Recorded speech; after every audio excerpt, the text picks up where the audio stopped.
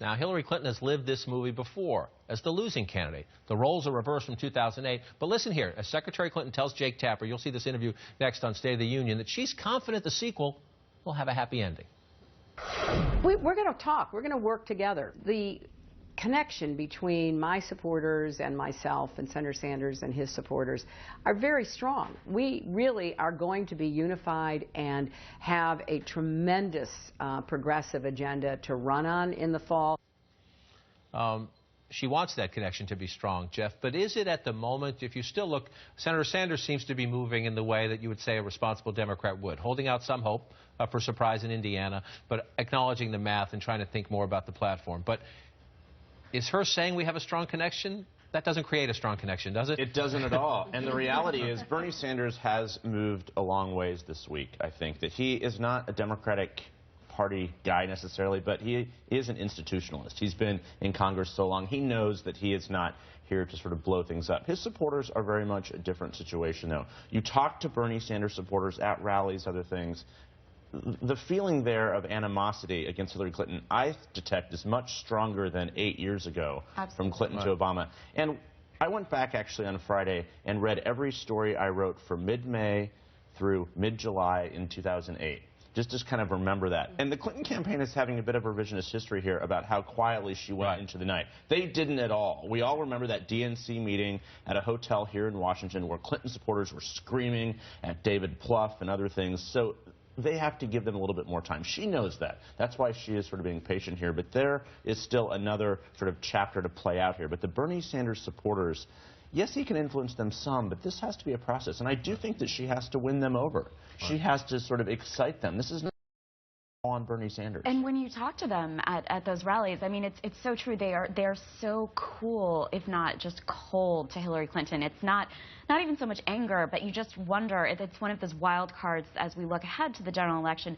Can she really turn those people out? Will she really be able to replicate that Obama coalition? Because there just isn't that fire for her among the people who are supporting him. And a lot of those supporters are not Democrats. I mean, they're independents, they're young people, they're people who may not come to the polls in November. And will they be attracted to what Trump is saying if he latches onto that populist rhetoric in a general election? Perhaps, and that's one of the risks. Or they're just hanging out at home. Right. I mean, That's the bigger worry. And the question is what Indiana matters in that regard, in the sense that the math is overwhelming for Hillary Clinton right now. But she won, remember, she won Pennsylvania to end April in 2008. Then she won Indiana. I think it was the narrowest contest. It was 50-point to 49-point. But she won Indiana, which allowed her to say, I'm staying in this race. And to your point, Jeff, allowed a lot of her supporters to say, there's still a chance. There's still a tiny chance. And they came together, and Hillary Clinton, that's why she was Secretary of State. They came together eventually, but they didn't come together in the first week of May. So she wants Indiana Tuesday as an exclamation point, and just to show there's no buyer's remorse in the Democratic Party. But then, how does she do this? She's not known, forgive me, she's not known as, as acknowledging you're a great senator, or what can I do to help your supporters? What can I do for you? Right, that's the difficult part. It's hard to see how they come together, and even if they do come together, and like you were saying, even if Bernie Sanders does come around to Hillary Clinton, how do you win these people who just aren't interested? And I don't know what Hillary Clinton can do to win them over. I mean, I think this discussion about the platform is interesting, because I think even if Bernie Sanders dropped out today, you would need to include enough in the platform to make people feel excited and like Hillary Clinton is pushing a liberal agenda. But then it's a really hard pivot from that into the general election. And California still hangs out there. In 2008, California was a Super Tuesday state. There's still California, New Jersey, Oregon. So Bernie Sanders is going to win more states. The Clinton campaign knows that. That's why they are trying to keep this sort of sense alive that she, you see a lot of Sanders bumper stickers in California. Shocking names. Listen to what she, a little more on what she tells Jake here about this, because she clearly, again, she lived this. She remembers what this is like. But she, at the very end here, listen to her, she seems to be enjoying being on the other side this time. Senator Sanders has been a passionate advocate for positions that he cares deeply about. I think that's been helpful to the Democratic primary process. He's brought millions of people into the process, which I think is also very good for the Democratic Party. But there comes a time when you have to look at the reality. And So that was perfect outreach to the Sanders campaign, where she says it's very good for the Democratic Party.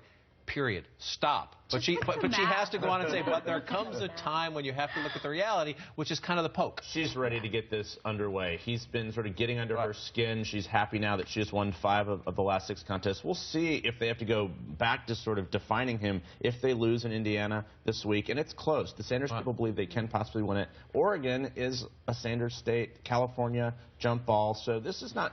It's over mathematically speaking, but you're absolutely right. The buyer's remorse thing worries the Clintons. And a lot of the questions about unity has to do with Bernie Sanders himself. What does he do? What his decisions are? I talked to one of his supporters, his lone Senate Democratic supporter, Jeff Merkley, earlier this week, who said that if Bernie Sanders is still trailing in June, he should drop out at that point, unite the party, work to be a peacemaker heading into the convention in July. That's something that Bernie Sanders is not. It's hard to imagine that, you know, him and his matching tie, the periwinkle in Unity, New Hampshire, that event that she's planning in her head.